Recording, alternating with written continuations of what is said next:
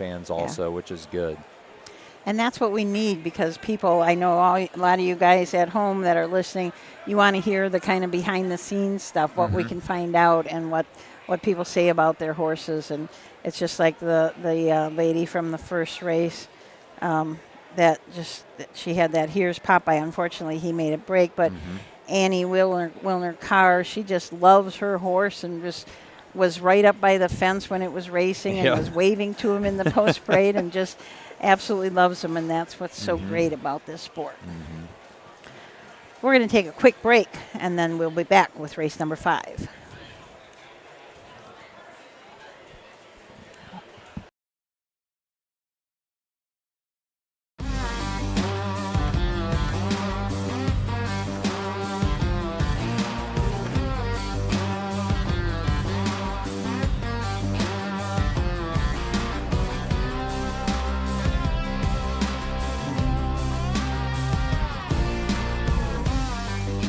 Do you want your horse to shine in the winner's circle?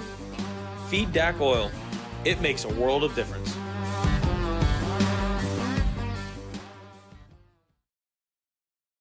For over 50 years, Midland Acres has provided top-quality Ohio-bred colts and fillies. As a third-generation farm, we understand the importance of delivering well-cared-for and well-mannered yearlings. Get in the winner's circle with the yearlings by Fear the Dragon, Yankee Cruiser, Long Tom, Summa Cum Laude, Ready for Money, and Bit of a Legend. See our yearlings at the Blooded Horse Sale August 27th and the Ohio Select Sale September 13th.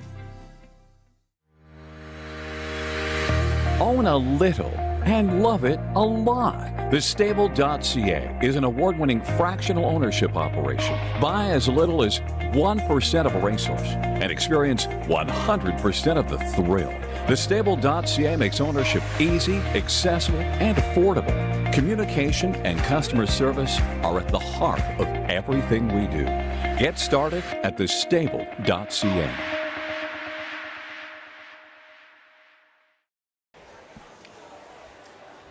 So whenever we have a question about something, one of our listeners, you talked about Flip Five Stones had a sibling race, and it was her full brother is Son of Stone, who raced yesterday in race 5. There we go. Okay. Marianne always gives us some answers to our questions, and she's a big fan of Flip Five Stones. Thank you for filling in the gaps there again. She made up for my lack of notes, so I appreciate that.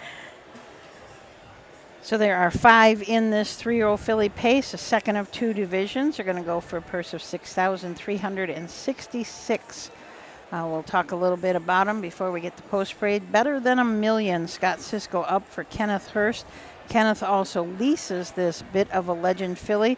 It's out of an Arts Place mare. Arts Virtue has had 10 starts this year. Had a second 2 starts back at Scioto in the Davis late closer. Get this. Paced her mile in 51-4. Wow. Coming last quarter in 28-3. So that was her best beaten time that I can see.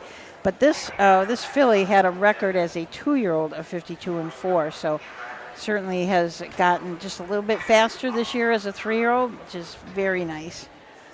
Oxford Girl, Derek Flowers up. Derek also trains for Rising Stein Stables from Cortland, Ohio. This is a Fear the Dragon filly out of a Space Shuttle mare, the Rainmaker. 4 starts this year, 1 win. That was at Tiffin in 58-2. Then went to Northfield for the Summit County Fair races and finished 3rd by pacing 56-3. I definitely misspoke earlier than Susan. I thought Derek told us he only had 1 in tonight, he right? He did. Well, shoot. So this is a surprise. Yeah, he must surprise have entry. As busy as he is, he might have. But, well, that's good. Good to see him in a couple of races then. All right, let's go up to Doug for the post parade.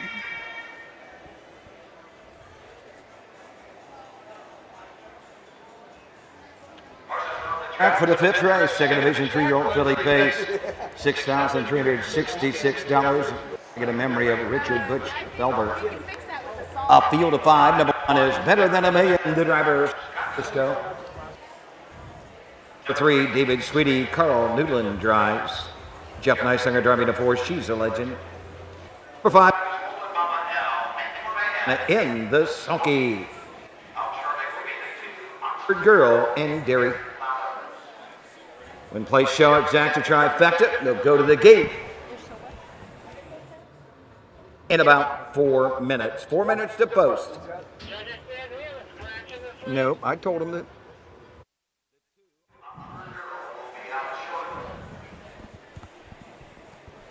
Okay, when we didn't see Derek in the in the post parade, I thought, well, maybe we were right. Right. he is going to be coming out and joining the post parade. Okay.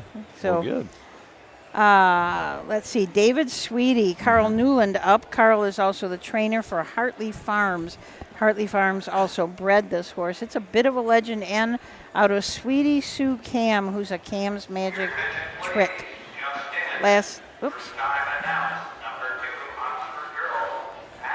Scratched out of the 5th.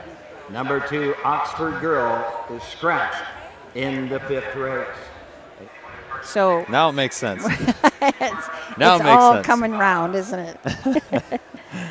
So Oxford Girl, the 2-horse, is a scratch. So David Sweetie had some broken equipment last week at Eaton and did not finish, but has only had 2 starts of the year. Had a qualifier at Hoosier Park, qualified in 2-1 and 2, and then has had these 2 fair starts at Wilmington and Eaton. She's a legend. Jeff Neisonger drives for Kent Wilcox. Tammy Wilcox is the owner. This is another bit of a legend, and we've got 3 of them in this race. As out of a gun that won the West mare, Katie Sure-Shot. This horse has had 17 starts this year, 4 seconds. It's been racing really well as of late. Finished 2nd at Eaton, 2nd at Sydney, 3rd at Marysville, 2nd at Bellefontaine. So racing really well. 59 and 3 was timed in at Marysville. Holden Mama L and Hank Levan. Hank trains. Levan Stables are the owners. This is a Pet Rock filly out of Shake What Mama Gave You, who's by Artificial. 2 wins for the year. The most recent win was at Bellefontaine in 2-2, but also won earlier this year at Scioto Downs in 56. 5 seconds. I mean, this filly likes to be second. Yeah. Hopefully try to break through tonight and pick up the 3rd win of the season for the Levan crew. So we are scratched down to a field of just 4. That was a late call we got from Doug Ballinger. Field of 4, and like you said, 3 bit of a legend ends. Yeah, that's unusual. That is really unusual. And every one of the horses in this race did not go through a public auction. They are all either they must have been bought privately. There's one that's a homebred that Hartley Farms still owns, David Sweetie, but the rest must have been private purchases because there's no sale price for them. So we've got a couple of barns here for the horses to go into and that nice tent back there. Plenty of room, it looks like, for horses. Absolutely, and it's something that they're looking to find some more horses that can stable here and have their training operation housed here at the Algois County Fairgrounds in Wapakoneta. So make sure you reach out to Tim Ignarski if you're ever interested in bringing your stable here and calling this your home track. Again, plenty of room, good facilities, and they've been very fortunate.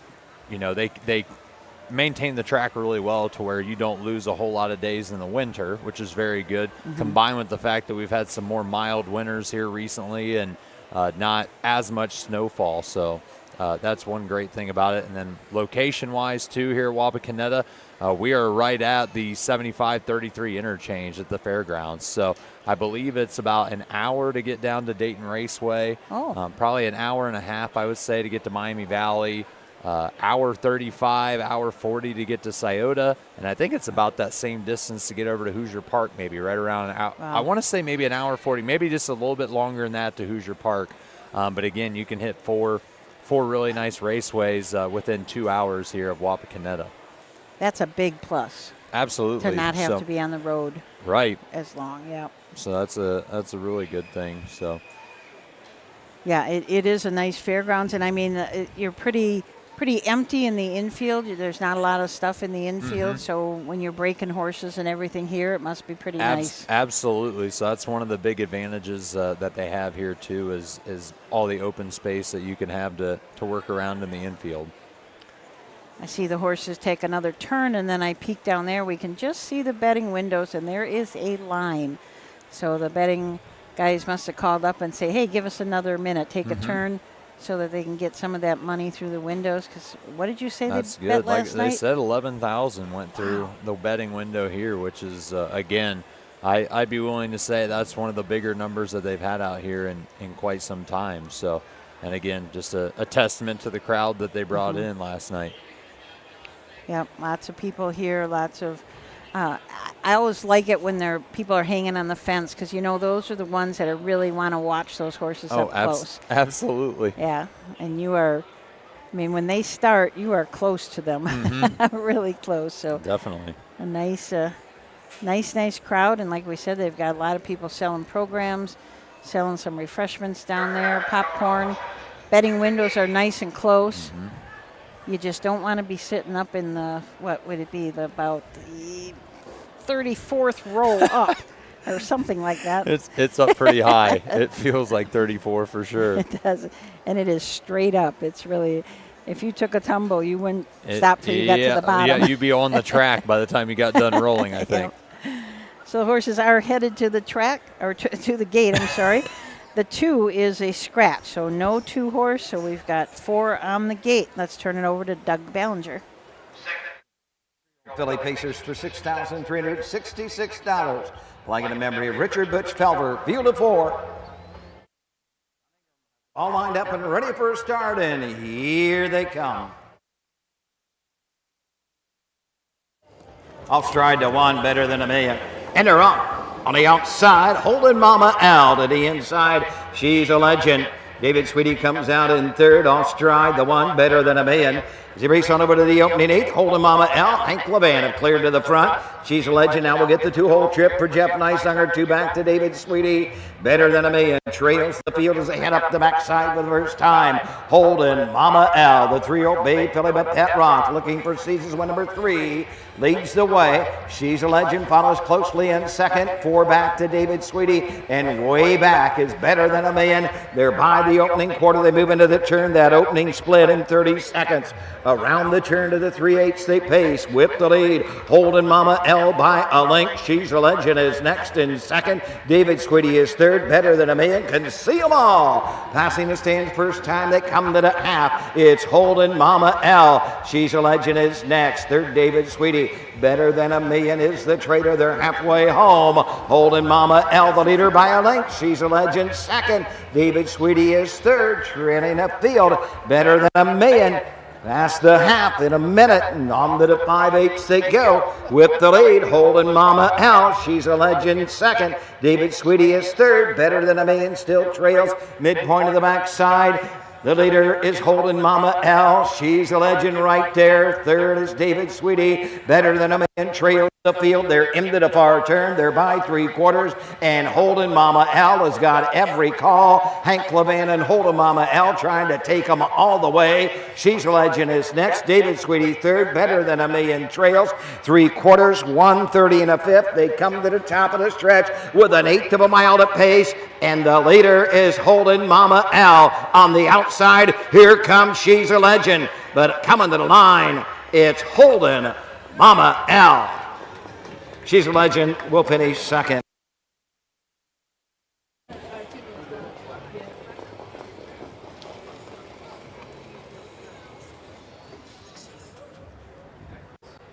The mile in 2 minutes.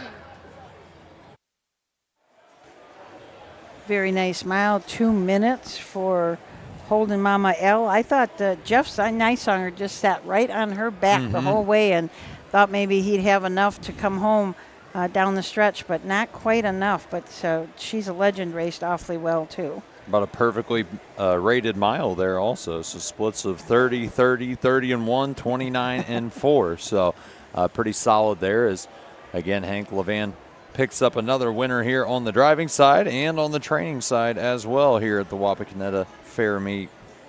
I think that was a big mile for David Sweetie. I know she was a ways back, but this is only her third lifetime start. So Very good.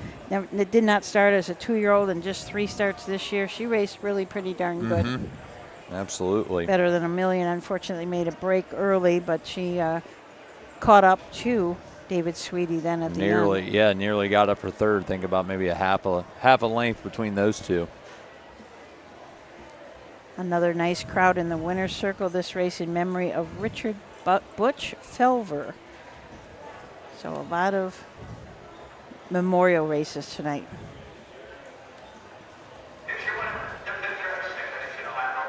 Jason 3-year-old Philly pays for $6,366. Blanket in memory of Richard Butch Felver, the 5, Holden Mama L. The 3-year-old bay Philip Pet Rock out of the artificial mare. Look what she gave you. Levan Stable, Woodstock, Hank Levan trains and drives the mile 2 minutes.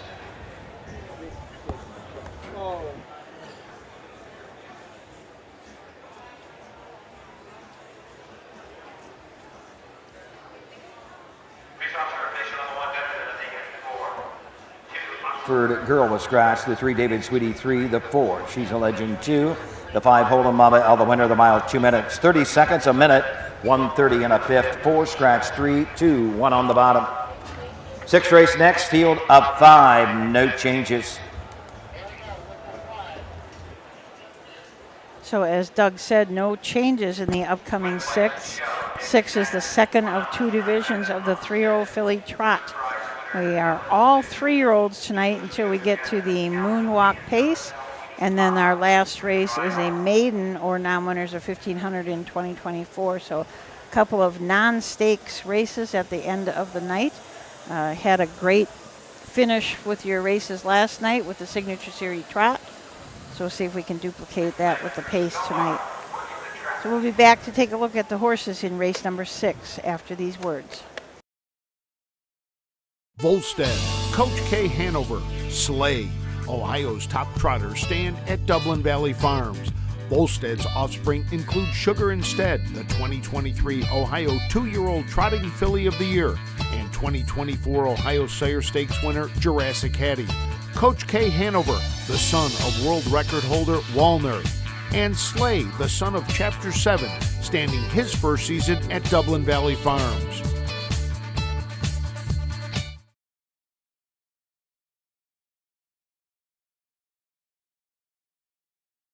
When you need supplies for your horse, one name stands out: Big D's. Since 1976, Big D's Tack and Vet Supply has been the equine experts you can trust. Whatever your horse needs is available at Big D's Tack and Vet Supply. Visit the retail outlet in Streetsboro, Ohio, or order online at bigdweb.com for fast shipping. Most orders ship that day. Or call 1-800-321-2142. Big D's Tack and Vet Supply.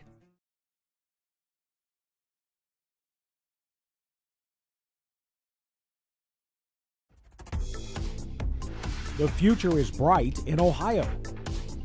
Ohio Sire Stakes, Buckeye Stallion Series, 66 county and independent fairs. Whether it's the Ohio Sire Stakes, the Buckeye Stallion Series, or the county fairs, Ohio has a place for your racehorse. This year, Ohio breds are racing for nearly $23 million in stakes purses. Be part of the winning. Breed, buy, race, win in Ohio. Hey, welcome back to the Auglaize County Fair in Wapakoneta, Ohio. We're going to get Rusty Vorhees up here. Rusty is one of the main men at Salina. He's going to talk a little bit about the upcoming meet at Salina. But in the meantime, we've got this 3-year-old filly trot coming up. We got 5 in it. There's some nice horses in here that have been racing really well. We're going to talk to Rusty for a little bit first, and he can tell us all about what's going to happen at Salina.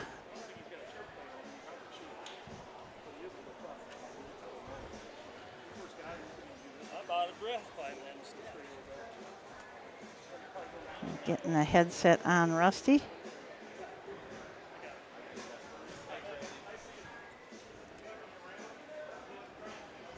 So there you go. Can you hear me? I can hear you. Okay, I can hear you. Rusty Vorhees, like I said, one of the main men at Salina. Your meet's coming up pretty soon. Yeah, our fair starts next Thursday. I don't know date, I think the 8th. And we race Sunday afternoon and Monday evening. And you guys always you're always the first fair or the first matinee of the year. Yeah, we try to kick off Matinee Madness here in Ohio, and we've been doing that since the early 70s, I believe. Wow. Well, yeah, you are the one that Rambling Willie started out at, right? That's Doug Ballinger's famous story. He likes to say he started and finished last in a 220 race in Salina.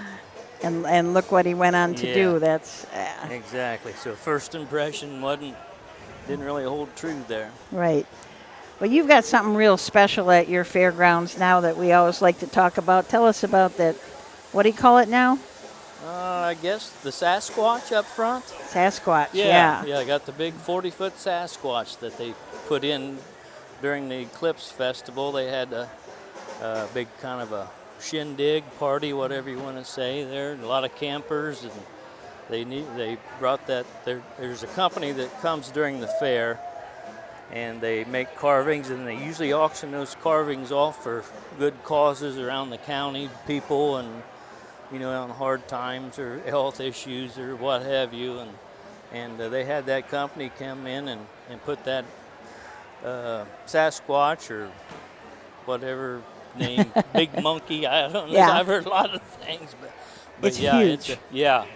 When you see it, you'll know you've seen it. Yeah. Put it that way. You can't drive past it without seeing it. And lots of people just come just to see it and get their picture taken with it. Yes, they do. In fact, you can't hardly go, like when I feed the horse at 5 o'clock, you got to drive by it in the main gate. And a few Sundays ago, there was 3 cars. One of them had, I think, Hancock County. Another one had Franklin County, and then maybe one up north like Lucas or something. So there's people all over the state coming in and just looking at it and probably spending a few dollars down in Mercer County. Mm-hmm. So we like to see that.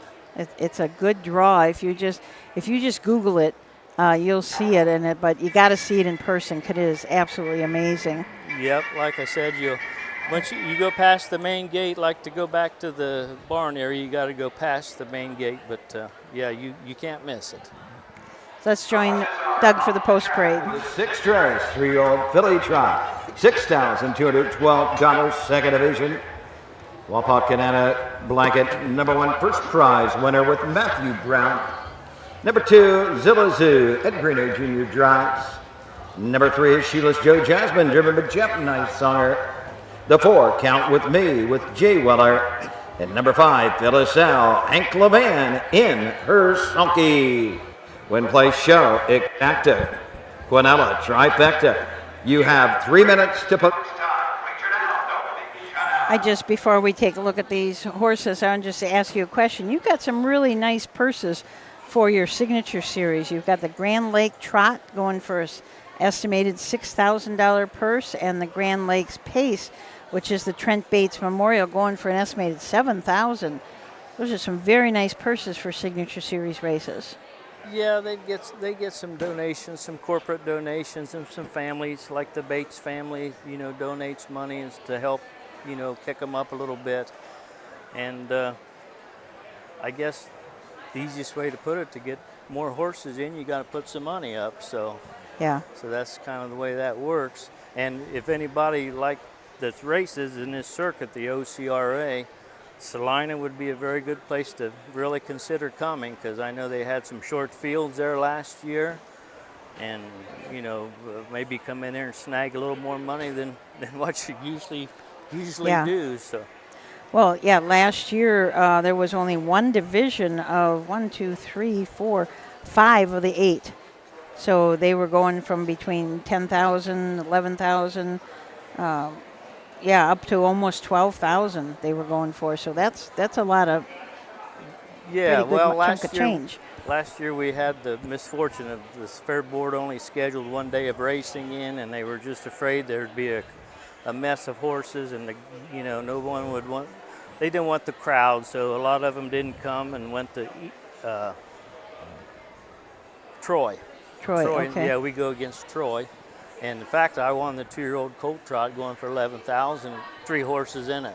Wow. And it was a gift. Yeah. But that's kind of nice. So. But yeah, I'd like to see. Yeah, if any horsemen are listening, that's like don't count out Salina to come. We've got plenty of stalls, and the track's always good, and you won't go away hungry too, because the horseman always has their food thing in front of Steve Boroff's barn that the horsemen sponsor, and you might not come down there and get parked or whatever, make a break and don't get a check, but you won't have to leave hungry. We've always got always got food there. Well, that's a reason to go in Sure, itself, right? Exactly. Absolutely. Yes. So Rusty, you kind of touched on it there with the track. The entire facility over there at the Mercer County Fairgrounds is really nice, but I think the track especially is always very well manicured and taken care of. And is that something that's a group effort amongst the horsemen? Do you guys have someone that's kind of in charge of the track prep? How do you guys handle that over there? Because again, it's always a nice surface. It's always, it's a group effort, but basically when it comes right down to it, Phil Belanger, he trains there, and he's got anywhere from 10 to 20 head. He's kind of the main cog there, so to speak. He's got the most to lose, so he kind of calls the shots as far as what the track gets, what it needs. But it's everybody runs the screen and the water truck and what have you. But when push comes to shove, Phil Belanger is kind of the go-to guy, which it should be, because like I said, he's the main guy. Mm-hmm.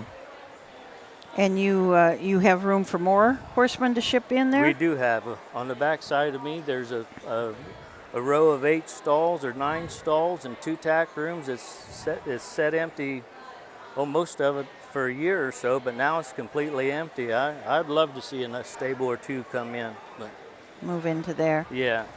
Okay, the 6th race is coming to the gate. Let's go from the rail out. We've got first prize winner in Matthew Brown, Silazoo, Ed Greeno Jr., Shoeless, Joe Jasmine, Jeff Neisanger, Count With Me, Jay Weller, and Phyllis L., and Hank Levan.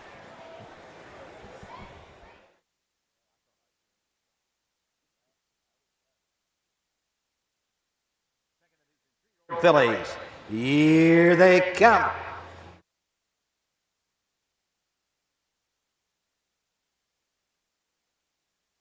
The 4, Count With Me. They're up and trotting. First prize winner sent right to the front. Phyllis L. on the outside, battling for that front end position. Shoeless Joe Jasmine comes out in 3rd. 4th, Zilla Zoo, and trailing the field. Count With Me as they race around the leader. First prize winner hung on the outside, Phyllis L. Hank Levan looking for a pylon. Shoeless Joe Jasmine is 3rd. Racing 4th is Zilla Zoo. 5th, Count With Me going to the opening quarter, and the battle's on the front end. First prize winner, Matthew Brown on the inside. Doesn't want to give up that lead very easily. Phyllis L. Hank Levan now clear as they trot by the quarter. Phyllis L. takes the field by the quarter, and 30 and a 5th, the 2-hole trip to first prize winner. Off stride, Shoeless Joe Jasmine racing next, Zilla Zoo, and way back. Count With Me into the lane first time, coming to the half on the front end. Phyllis L. and Hank Levan, first prize winner right there. Nose to helmet is next. Zilla Zoo is 3rd. Shoeless Joe Jasmine is 4th, and trailing the field, Count With Me. They trot past the half. They're halfway home in a minute flat, and on to the 5/8 they go. Phyllis L. by a length. First prize winner right there, 2nd, and comes to the outside. First prize winner takes a to the outside for Matthew Brown. Down the backside they go. Phyllis L. the inside by 3 parts of a length. First prize winner is next. Zilla Zoo 3rd. 4th is Shoeless Joe Jasmine, and Count With Me trails the field. They're by the 3/4, and Phyllis L. is there by 3 parts of a length. First prize winner is 2nd. Zilla Zoo will have to come 3 wide. Shoeless Joe Jasmine is 4th. Count With Me is the traitor. They come to the top For the stretch, and Phyllis L has a length lead over first prize winner, and Zilla Zoo will move to the outside. 1:32.1 for 3/4. Through the lane they trot. It is Phyllis L. Phyllis L gives Hank Levan his second winner on the card. Zilla Zoo on the outside for second. First prize winner will be home at third. Time of the mile, 2:03.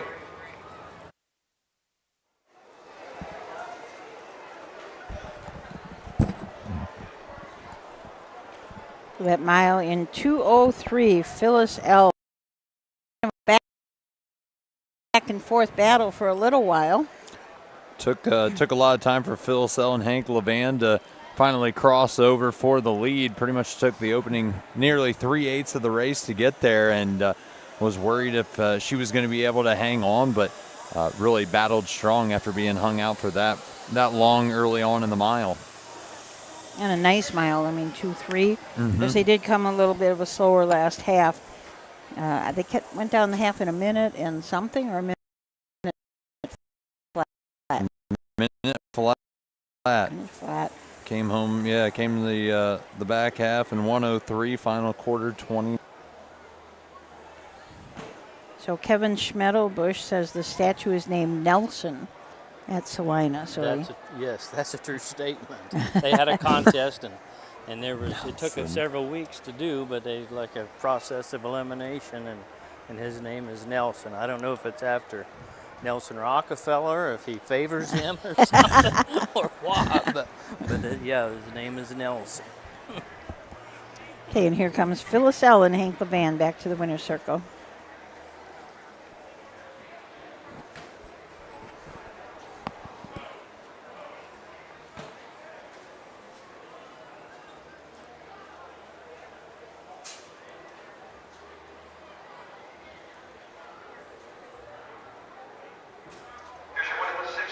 Second Division 3-year-old filly trot for $6,212, sponsored by Wapak and Edamenter, number 5, Phyllis L. She's a 3-year-old bay for a long time out of the CR Commando mare, Kelsey's Commando. Phyllis L's third win of the season. She's owned by the Levan stable, Megan Levan and Rosemary Levan of Ohio. Hank Levan trains. Hank gets his second winner on the card. Phyllis L home 2:03.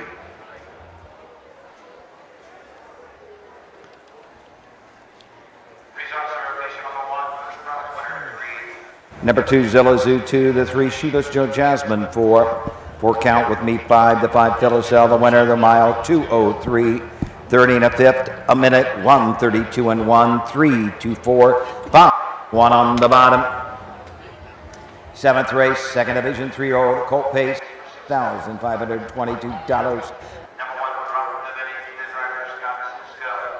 Cisco will drive number 1.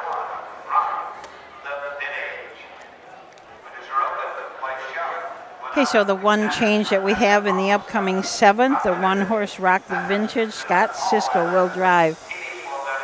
So, Austin, this is our second night of racing here at Wapakoneta. What else is going on at the fair?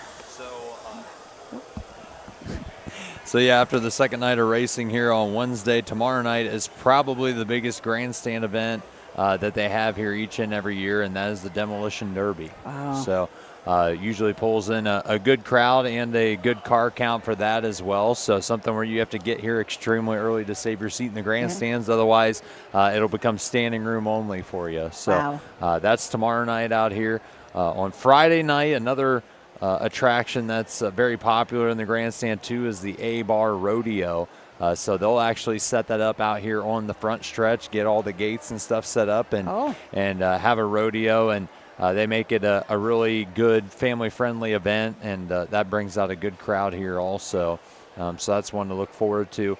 And then Saturday night of the fair will be capped off with a Connor Smith concert. Here also, I believe, going to be set up in the infield or on the front stretch somewhere in that general area, and a really big event here at the Algois County Fair.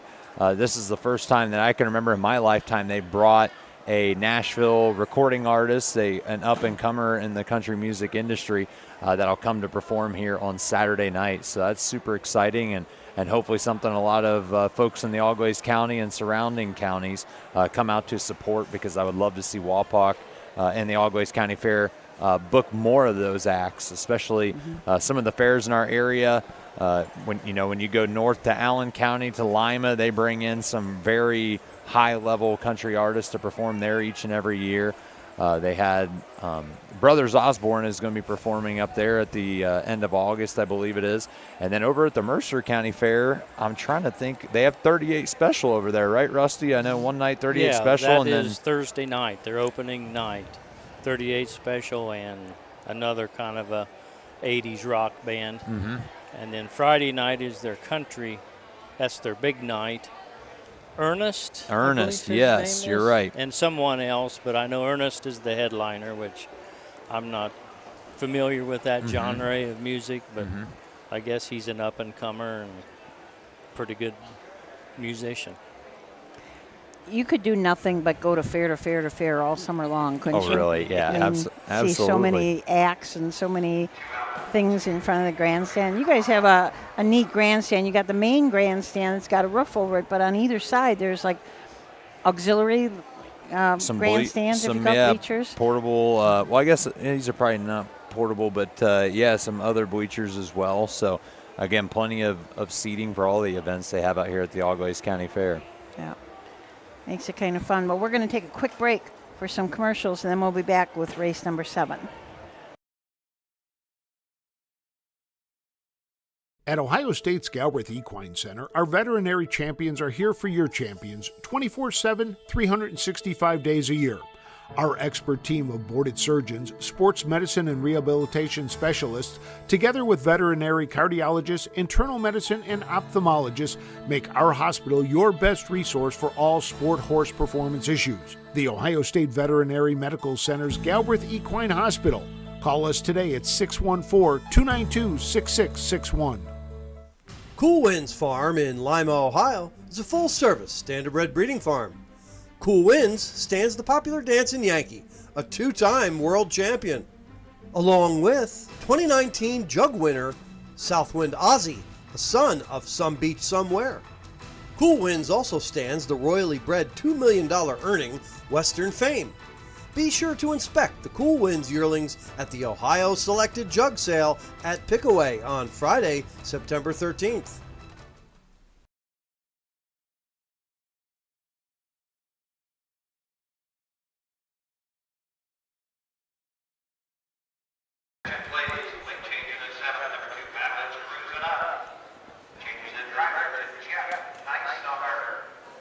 Okay, we have another change for you in the 7th.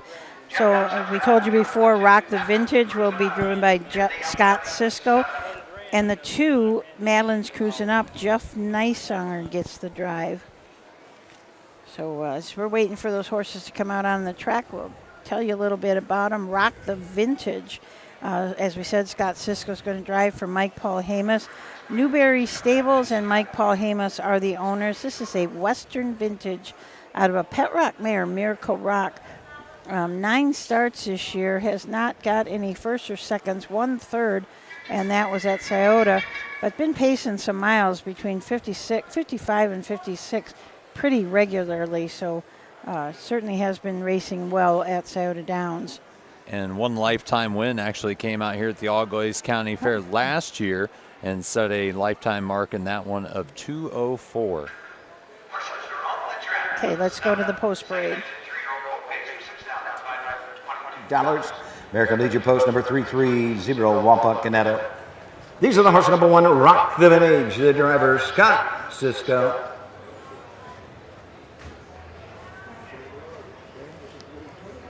Number 2, Madeline's Cruising Up, driver's change, Jeff Neisonger. Jeff Neisonger, the 2, Madeline's Cruising Up. The 3 all lathered up with Alex Hawk. Number 4, Kibi's Well Done, the driver, Pierce Henry. The 5, Quigley Owl, Pat Malloy Jr. in the sulky. Scott Cisco drives the 1, Jeff Neisonger the 2. Win Place Show. So the 2, Madeline's Cruising Up, Jeff Neisonger for Logan Rowe. Matt Rowe is the owner. This is a lather up out of a Yankee Cruiser Mare Spring Cruise. 3 wins on the year already, along with 2 seconds and a third. Earnings of $15,000. Last win was at Scioto in non-winners of 2 there in 55. But a few starts before that, won at Scioto again in 54. So got 3 miles where it was timed in 54 flat, back to back to back. Pretty amazing. Very consistent. Yes, very consistent. And coming home in 28-2, 28-1, 28 seconds flat. All lathered up, and Alex Hawk for Philip Groves. Philip is also the owner, along with Myron Kester. This horse, too, has had 3 wins this season out of 18 starts. Won at Eaton last week in 159-3. Second at Sydney, and a win at Tiffin in 56-1 on that Tiffin Fair track. Wow. KB's Well Down and Pierce Henry from the 4. Dan Concrete trains for Hurley Racing. This is a well-said colt out of a Matt Scooter mare, Armbro Abstract. Has 12 starts on the year, has not won one and has not been second.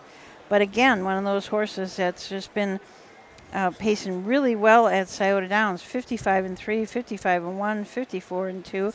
It's just so tough there. I mean, the races go in 53 and you go in 54, and the races go in, you go in 55, the race goes in 54. It's just tough. Very competitive. Yeah, very competitive. And Quigley L, Pat Malloy Jr., drives, trains, and co-owns along with Lisa Goslin and Logan Malloy. 13 starts this year, 3 seconds on the year, has already earned $7,800, and also had a nice mile finishing third at Wilmington, was individually timed in 58. Second at Scioto, only back by a half a length. That was earlier in June in 54-4, came last quarter in 28-4. A lot of very worthy candidates of your pick here. Yeah, this is a really tough group.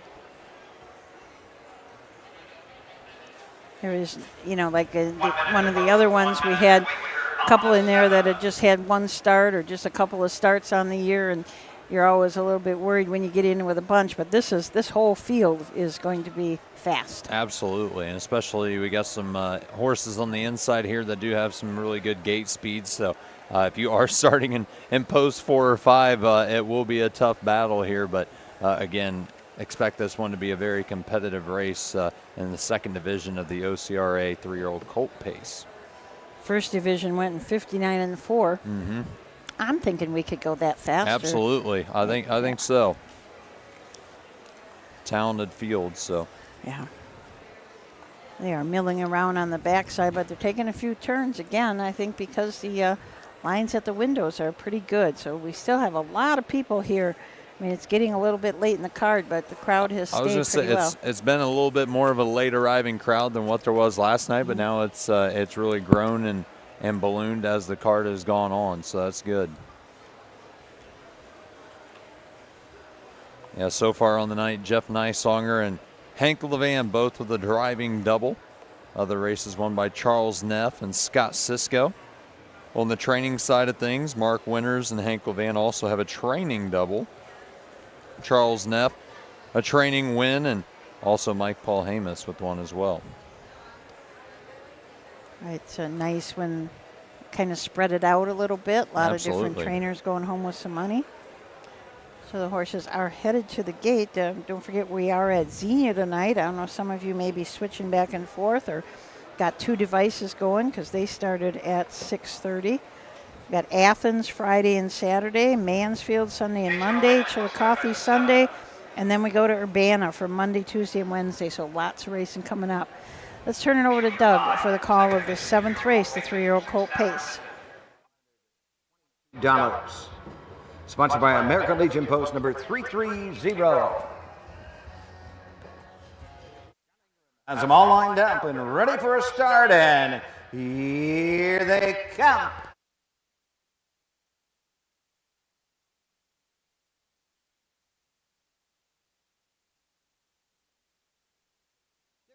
And pacing for the lead, all lathered up from the inside. Rock the vintage. Madeline's cruising up, comes out in third. KB's well done on the outside fourth. Will take a chop into the turn. Quigley out fifth. Straight alignment. Front to back, 8 lengths will separate him down the backside. All lathered up, and Alex Hawk show the way. Rock the vintage is second. 2 back to Madeline's cruising up. KB's well done second to last. Fifth to last, Quigley L at the opening quarter. All lathered up has the lead. Rock the vintage right there second, racing third. As he races around the turn, Madeline's cruising up. KB's well done fourth. Quigley L trails the field.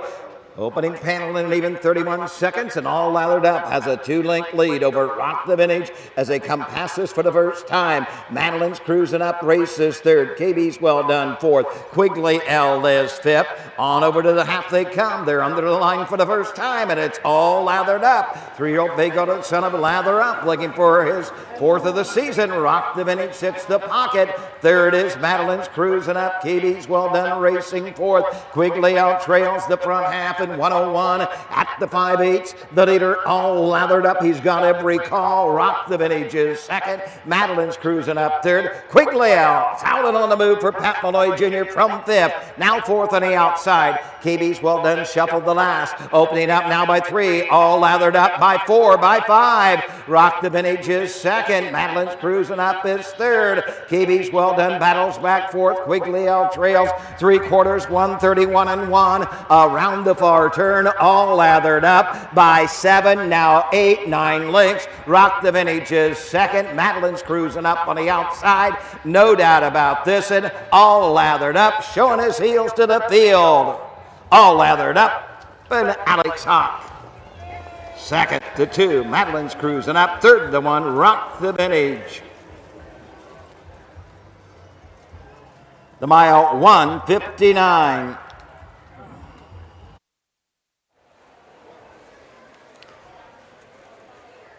That you were right. This one went faster. 159 flat as opposed to the first division in 59 and 4. So very close. But this one, Alex Hawk just kept going faster and faster and faster. Yeah, made the front relatively easy, and it was Rock the Vintage and Scott Cisco taking a pocket trip quickly off of that one and got to the half in 101, which for this group, a little more of a slower, a nice half for all lathered up and Alex Hawk, and was able to sprint home and pull away from the field by a pretty hefty margin. 58-second back half there. Came the last quarter in 27 and 4. Wow. And looked like well in hand coming across the finish line. Absolutely. Looked like it was easy. Did it pretty easily. So that was a very good mile, and the first driving win of the night for Alex Hawk, and first training win for Philip Groves. If I wouldn't have known it, I would have thought that was Alex and Turg Seelster coming across the line. Oh man, yeah, I can't wait. Can't wait to see that here in a little bit. Also, so a good field for the Signature Series pace, the Moonwalk pace, coming up here later tonight. I believe that's race 9. I want to say. Yep, race 9, and going for a nice purse of $3,000. So that's going to be a good race because there's some really nice horses in there. Of course, we always talk about Turg Seelster just for his longevity. I mean, he's just 11 years old now. Yeah. For $6,522, sponsored by American Legion Post number 330, Wapak and Etta. Here's the 3 all lathered up. The 3-year-old big-hearted son of a lather up out of the Western Hanover mare. Moonlight Delight, 4th of the season for the winner. Owned by Philip Groves and Myron Kesters of Sydney, Ohio. Philip Groves trains Alex Hawk, the winning driver, the mile 1:59. Hawk the Vintage 3. 2 Madeline's cruising up 2. The 3 all laddered up, the winner 4. KB's well done 4. The 5 Quigley L 5, 1:59, 30 and 1. 3, 2, 1, 4, 5 on the bottom.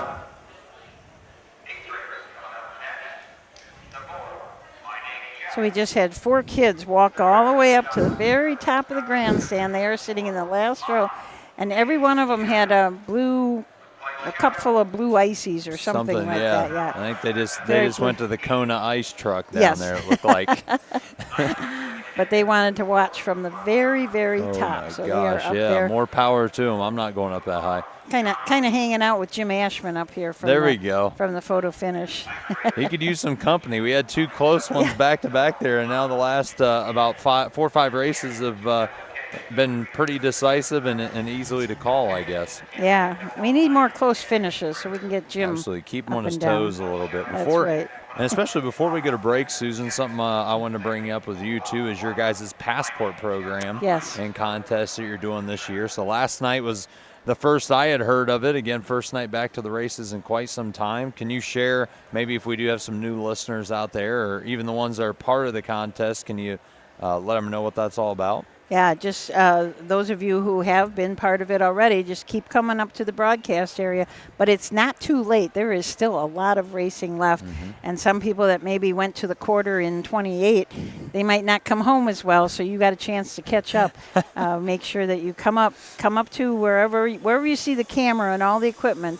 We're going to be at every single fair every single day. So make sure you come up. You'll get your little passport. It's just a little booklet. It's got all the fair dates in it, all the racing days, and you'll get a little sticker every time you come. It's got a name in the front for your name, address, and so forth. And at the end of the year, if you know, let's say Coshocton is the last fair you're going to go to, just bring it and give it there. If you miss us at one of the last fairs, then you can mail it in. Okay. And we'll count up all those little stickers, and we're going to have some absolutely great prizes. I know they're going to be good. I don't know what they are yet. Yeah. But I know they're going to be really good. No, it was super cool. There was a lot of excitement here in the grandstand last night when Jay Wolf and I were calling the broadcast and stuff. So I think he gave out maybe 7 or 8 stickers last night, I want to say, and then even a new passport to somebody. And somebody that did come up to us, I believe, had 6 or 7 stickers already. So they're off to a pretty good start. And if I had to guess, probably are close to the top of the list right now as far as the standings would go. So they're off to a good start, and still, like you said, a lot more racing left this summer and into the fall. Yeah, don't feel like just because you didn't start yet that you shouldn't, because Absolutely. there is a ton. Plenty of time, plenty of racing left. Just think if you come to Delaware every day. That gives you 5 right there. 5? Okay, yeah, that's right. So the 8th race coming up is the last of our stake races for the night. It's the second of 2 divisions of the 3-year-old colt trot. And we'll be back to take a look at the horses right after this.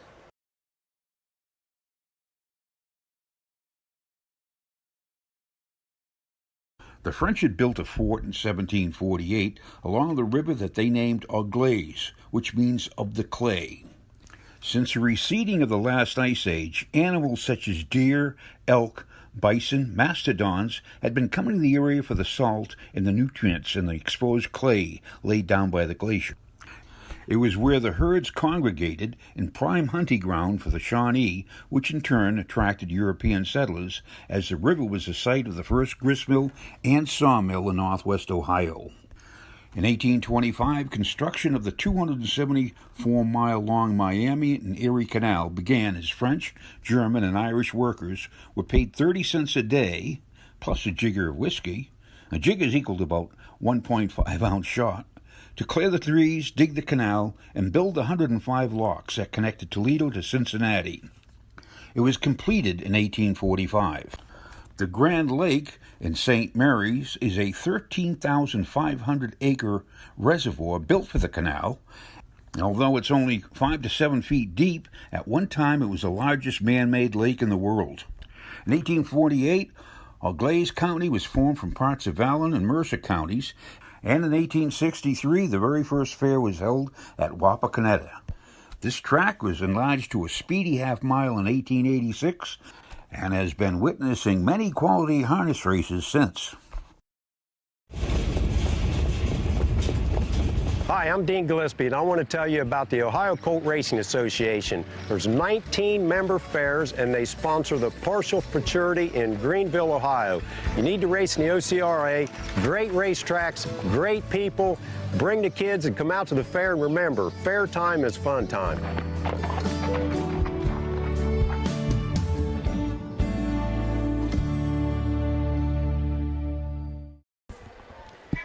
So as Dean just said, fair time is fun time, and right after the post parade, we're going to get the Austin Scott Fair Food Report.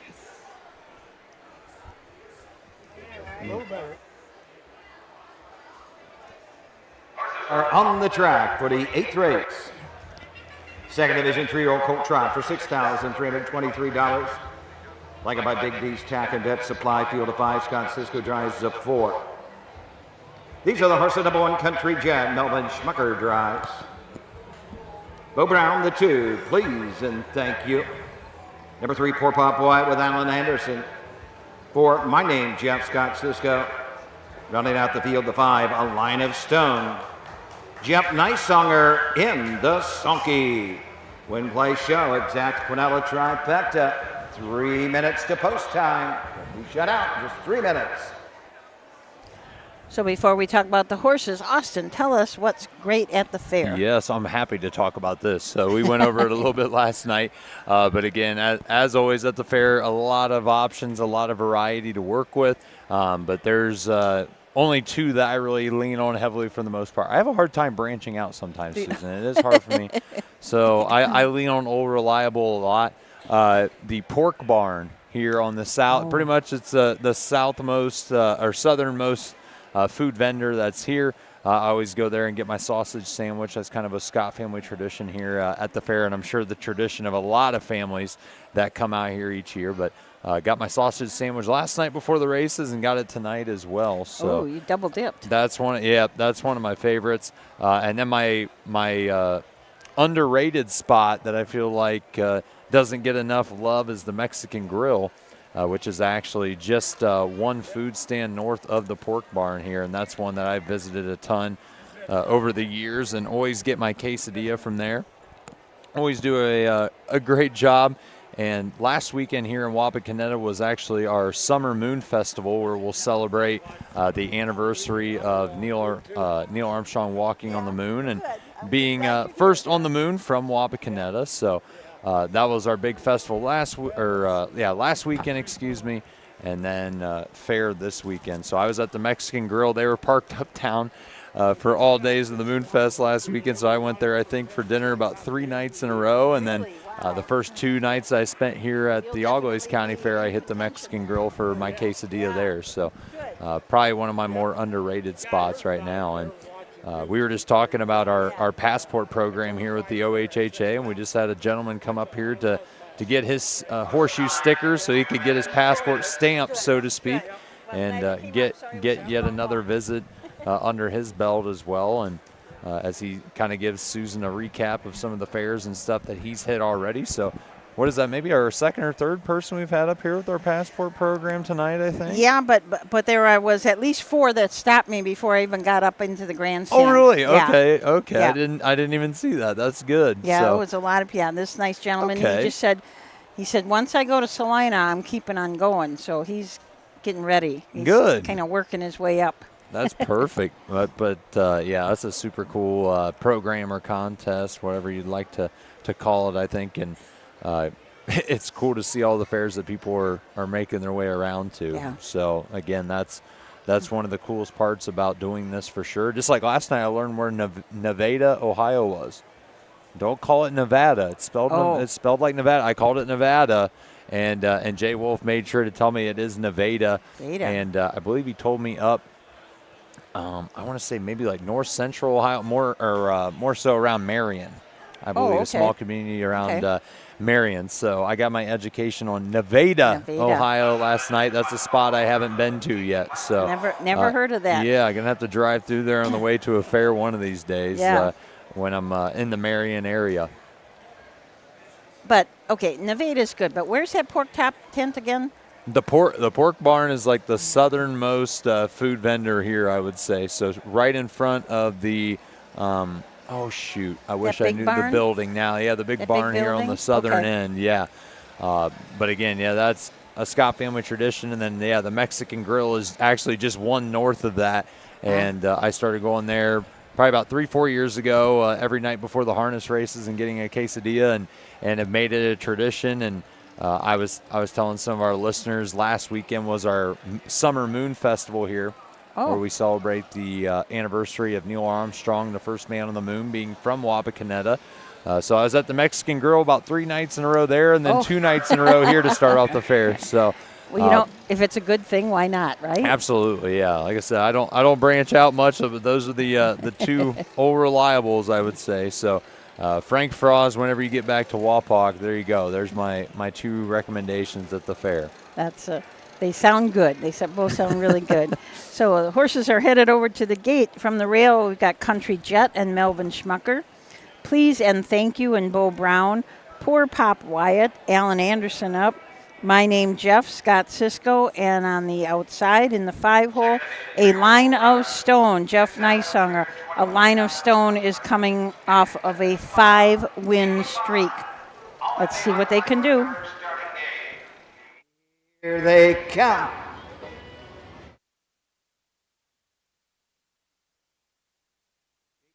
For My Name Jeff, momentarily back down trotting is the 4. They're up then trotting to the far outside, A Line of Stones heading right to the front. The inside Country Jet comes out in second. Please and Thank You comes out in third. Racing fourth, Poor Pop Wyatt and My Name Jeff is the traitor as they race on over to the opening 8.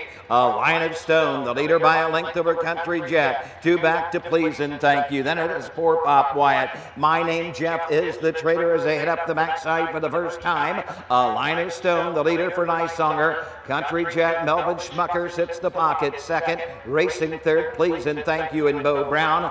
Racing fourth, Poor Pop Wyatt with Alan Anderson, and way back, My Name Jeff and Scott Cisco, the traders, 31 for the opening quarter. Round the turn to the 3/8 they trot. A Line of Stone, the leader. Country Jet second, third, Please and Thank You, fourth. Poor Pop Wyatt, My Name Jeff trails the field, still in straight alignment. No movement as yet to come after the leader. A Line of Stone. 2-hole trip belongs to Country Jet. 2 lengths off the leaders, Please and Thank You. Some 4 lengths off the lead, Poor Pop Wyatt, and the traitor about 10 back is My Name Jeff. They're halfway home in 102. They head to the 5/8, and A Line of Stone and Neisonger will guide them on over to the 3/4. Country Jet right there second, Please and Thank You third. Fourth, Poor Pop Wyatt. Fifth, My Name Jeff. Down the backside they trot. Here comes Country Jet to the outside. A Line of Stone still there. Country Jet second, third, Please and Thank You. Poor Pop Wyatt fourth, My Name Jeff fifth. They're into the far turn, and A Line of Stone is trying to take them all the way. Country Jet is second, Please and Thank You third. 3/4, 133 and 3. They come to the top of the stretch, and A Line of Stone leads the way. He's bracing for the challenge of Country Jet. Country Jet is coming after that leader, A Line of Stone, but A Line of Stone has answered a call. A Line of Stone. Country Jet second. It's A Line of Stone. Jeff Neisonger's third driving win of the evening here at the Glades County Fair. Country Jet will finish second. Please and Thank You up for the show spot, the mile 2:02. That makes it 5 in a row for a Line of Stone. This colt has really come on. If you look back in his lines, he making him break here and there early, but boy, now that he is good, he is really good.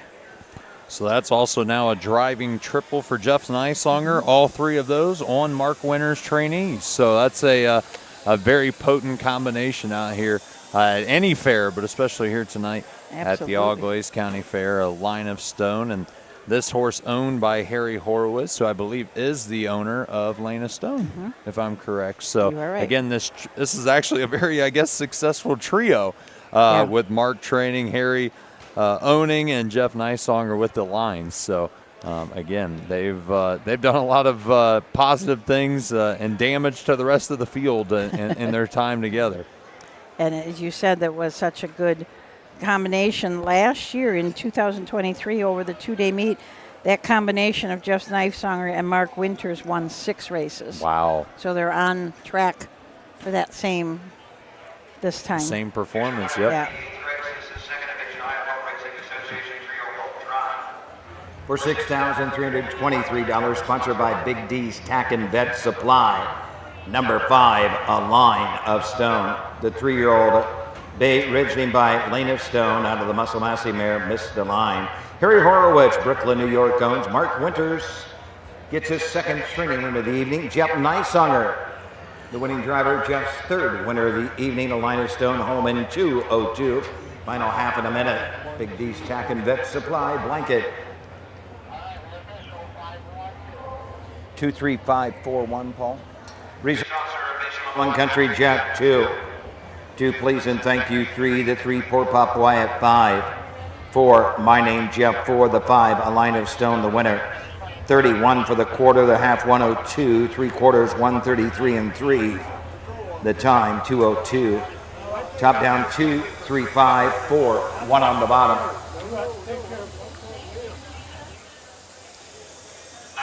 So we had Mary Ann Madden, who is a big fan of the Lane of Stone, says, yippee, he sure takes after his dad. I call him Junior Stone. Yep. That's what good. And Carol Winters says, yes, I love him. And Carol, of course, is a big part of Lane of Stone's success, that's for sure. That's awesome, Dow watching from Dallas, Texas, so welcome, Dow. Yeah, Line of Stone now a winner in half his lifetime starts. Wow. Seems like kind of when you look at a feast or famine, either a win or not hitting the board much otherwise. Yeah. So I guess, it's a good problem to have, I suppose. So, but yeah, 12th lifetime win in 24 starts. Wow. That's, and 40,000, now he's up to around 44. $45,000. Got a mark of 57-4 this year at Wilmington. Had a mark of 58-2 at Delaware as a 2-year-old. So a nice horse, a Line of Stone. So that ended our stake races for the night, but we got a good one coming up. We've got the Signature Series Moonwalk Pace, sponsored by the Dark Horse Syndicate Racing, and we've got some great old horses in here. The oldest of them, no, not the oldest. Touareg Sealster is only 11. Got one up. Yeah, Q-Cobra Jet is 12. We'll take a look at these horses' lifetime earnings after this. Own a little and love it a lot. The Stable.ca is an award-winning fractional ownership operation. Buy as little as 1% of a racehorse and experience 100% of the thrill. The Stable.ca makes ownership easy, accessible, and affordable. Communication and customer service are at the heart of everything we do. Get started at thestable.ca.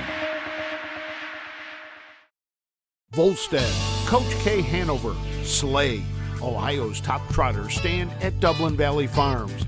Volstead's offspring include Sugar Instead, the 2023 Ohio 2-year-old Trotting Filly of the Year, and 2024 Ohio Sire Stakes winner Jurassic Hattie.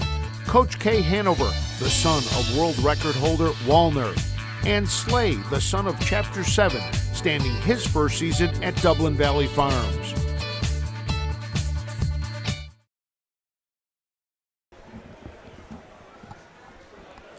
Welcome back to the Auglaize County Fair here in Wapakoneta.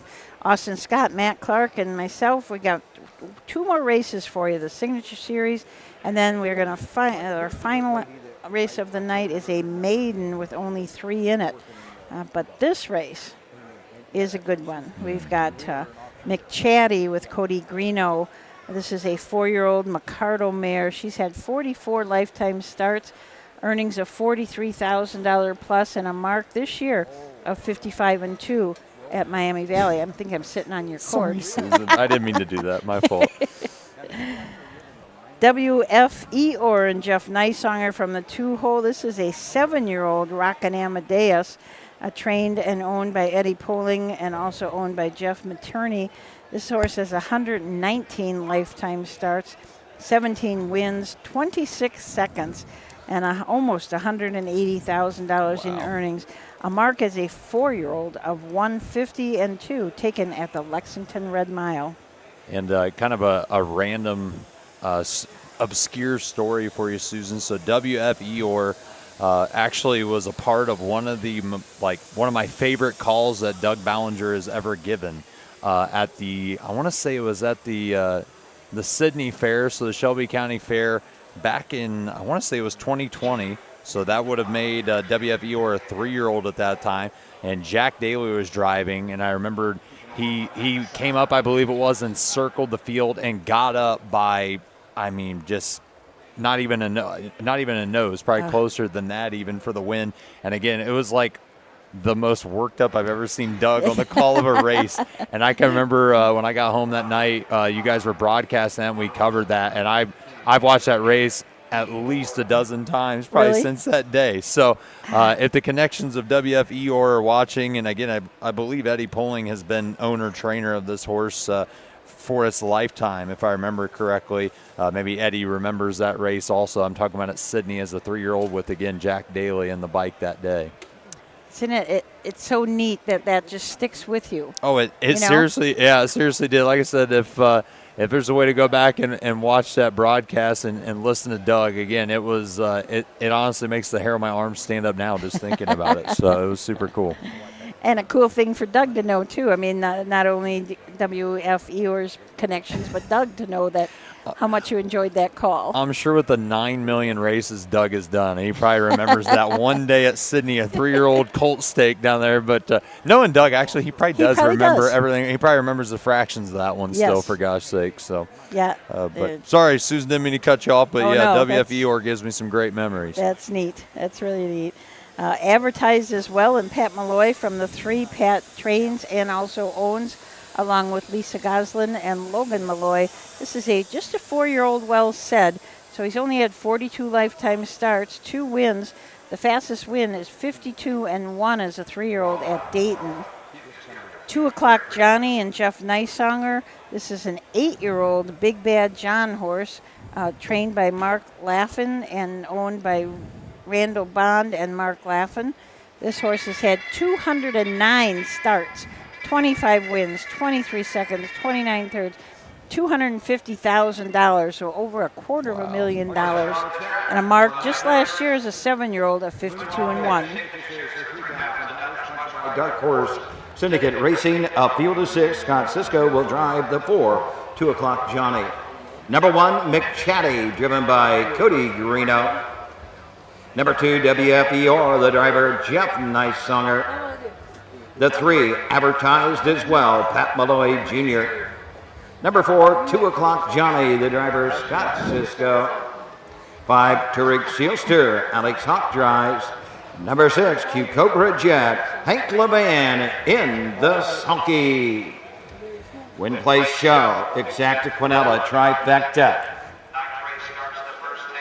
So we're going to talk about Turek Seelster, the 11-year-old shadow play gelding out of a Camluck mare.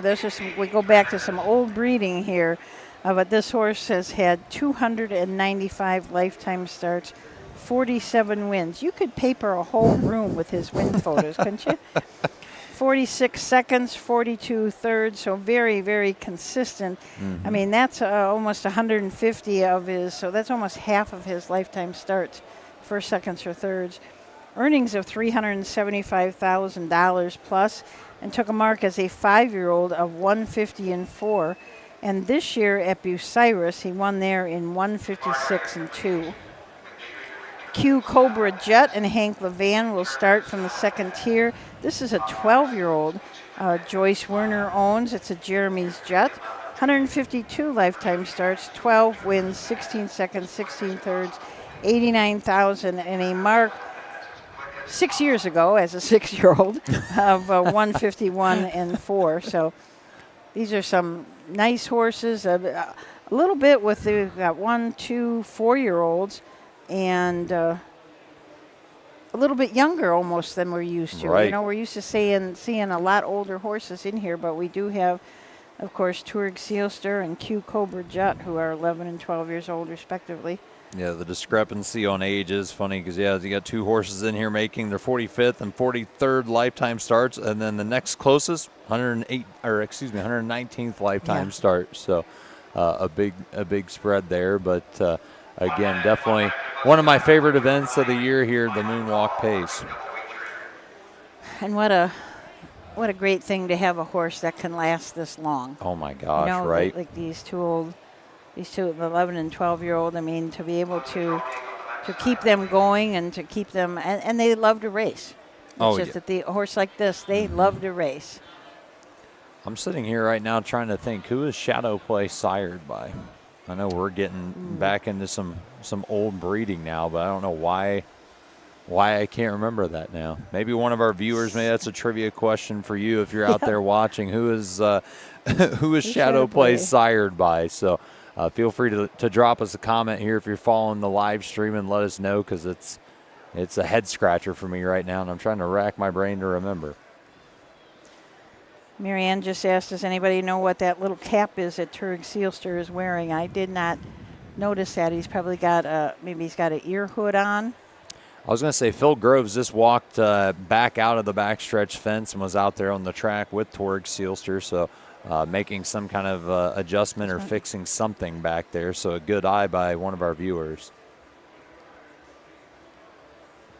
Yeah, there's quite a few different reasons that they wear something on their head. Last night we were talking about a horse that raced and that one of Rosie Weaver's, and we always talk about the Shady Daisy shadow roll, where it's got the kind of like cable ties coming off of the shadow roll in front. But this horse also had a shadow roll behind its ears, which I've seen before, so that they can't pin their ears back. Oh, wow, okay. But this horse also had the little cable ties on that shadow roll. So I had cable ties that were kind of hitting them in the ears when she put her ears back. Oh, my gosh. And then the cable ties in the front. So all kinds of headgear. All kinds, yeah, whatever it takes. So the horses for the Signature Series Moonwalk Pace headed to the gate. This should be a good one. Let's turn it over to Doug Ballinger. Field is 6. All in behind the Mike Wemkenberg starting gate. Here they come.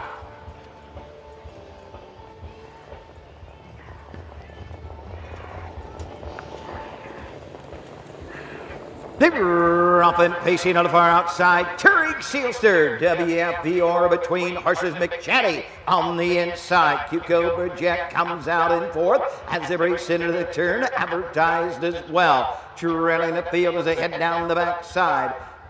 2 o'clock, Johnny, the leader. Turig Sealster, McChatty second, third WFVR, fourth Q Cobra Jet, advertised as well, fifth, and 2 o'clock, Johnny trails the field. They're in straight alignment, and they follow the lead of Turig Sealster and Alex Hawk. They're by the opening quarter in 28 4/5 around the turn. Turig Sealster's on a 3-length lead. McChatty is second, racing third, WFVR, racing fourth, Q Cobra Jet, moving to the outside, advertised as well.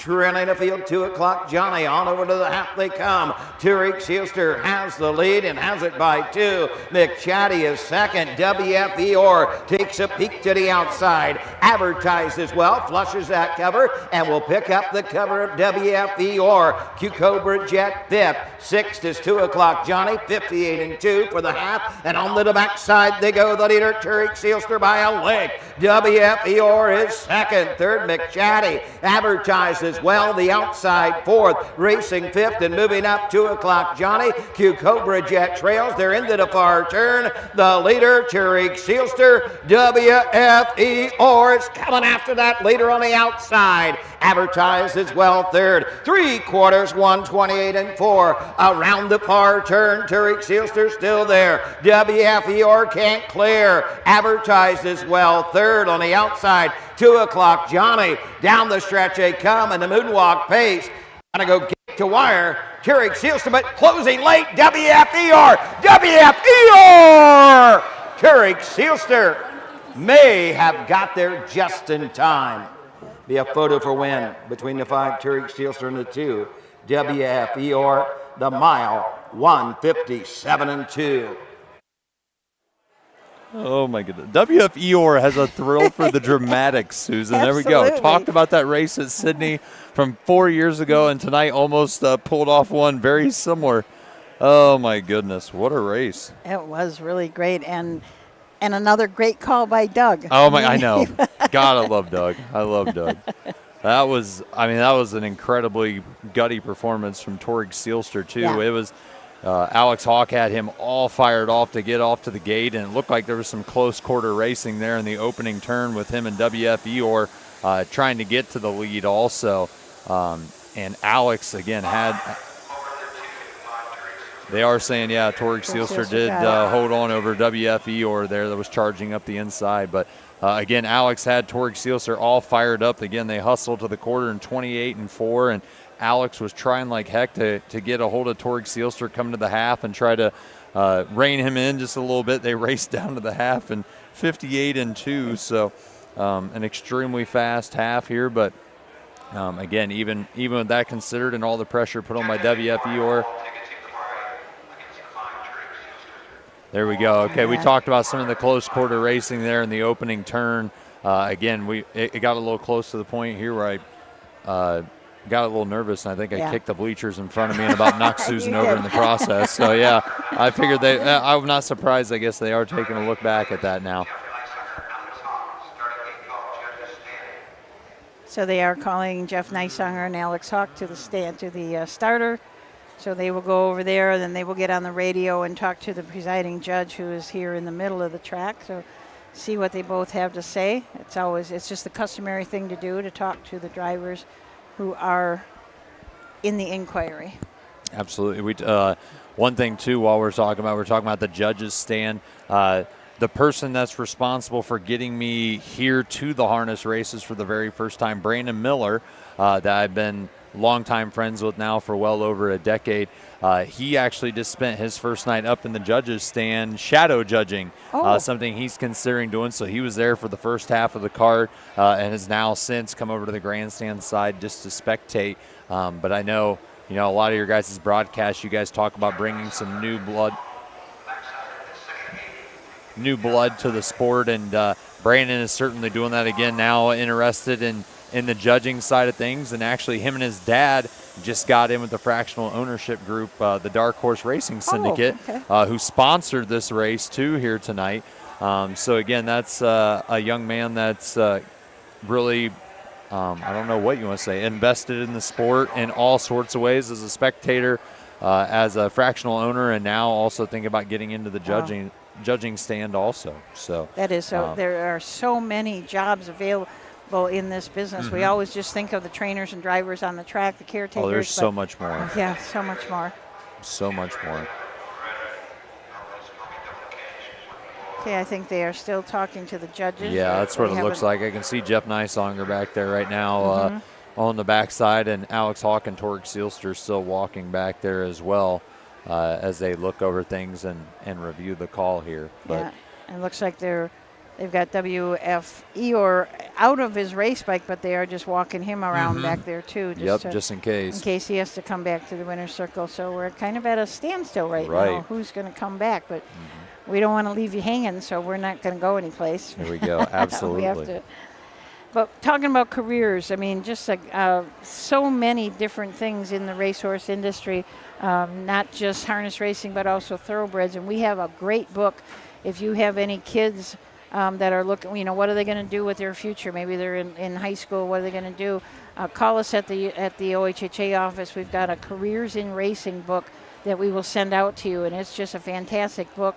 It gives a little idea of all the different jobs that there are in racing. So we'd be happy to send that out to anybody that either calls in or emails in. You can email to info@ohha.com, and you can get a copy of that book. It's great. Or if you're a guidance counselor, we'll send you a dozen because we would like to have those in your guidance counselor office at your high school or whatever. We'll send you a bunch of them so you can get that out there, because there's a lot of drivers.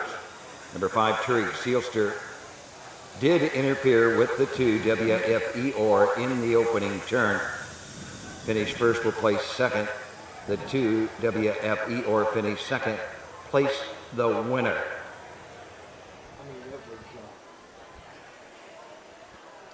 Did they say send Torg Seelster to place second Yes. now? Or okay, Yes. I just want to make sure I had that right.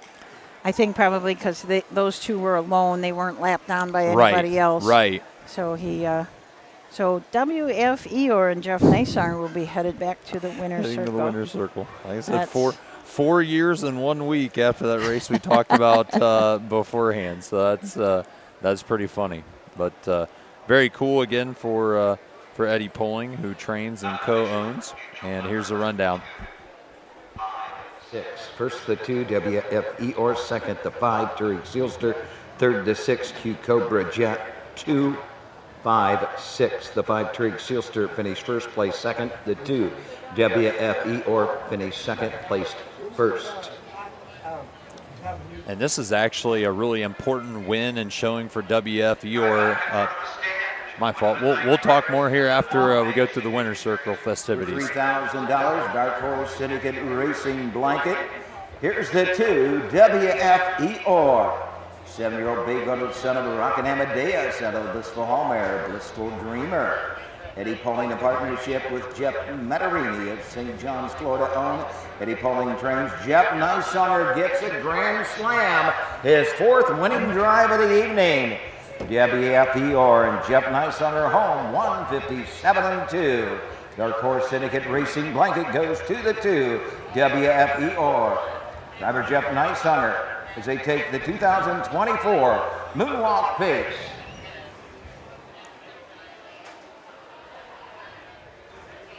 I think they're going to have some help. Yep, here comes some help coming over to help hold WF Eeyore. I mean, he's only 7. He doesn't really know how to stand in the winner's circle, right? This is his 18th lifetime win. There we go. Other times as well, 4, 2 o'clock, Johnny 5, the 5, Touring Sealster finished first, place second, the 6, Q Cobra Jet 3, 157-2. 28-4, 58-2, 128-4. 6, finish second, place the winner at 4, 5, finish first, place second, the 5, Touring Sealster finish first, place second, the 6, Q Cobra Jet 3, 157-2. 5, see Tim Ignarski there in the winner's circle holding the blanket that they donated. Always just a great guy. Tim is, I think that's Tim, right? Oh, that's not. Oh, that's not. Oh. For a second, I was like, oh, shoot. I had to do a double take. Yeah, he did make it over. He's he's probably hanging out on the backside and having a good time over there, I'm sure. He always does. They usually have a lot of years you'll see him with a tent set up over there and a bunch of lawn chairs right off of the backstretch exit. So, but one thing I was saying there before, too, is this is a big win for WF Eeyore in terms of the Signature Series point standings. Yes. So came into this one 14th in the standings, and I believe it is it the top 8 or 9 that are going to make it to the final at Delaware. I'm not positive, but tonight he picks up 51 points in the standings, and I really think that's probably going to bolster him into a spot where he would now be in that final at Delaware in the Signature Series. So Touring Sealster came in as the points leader.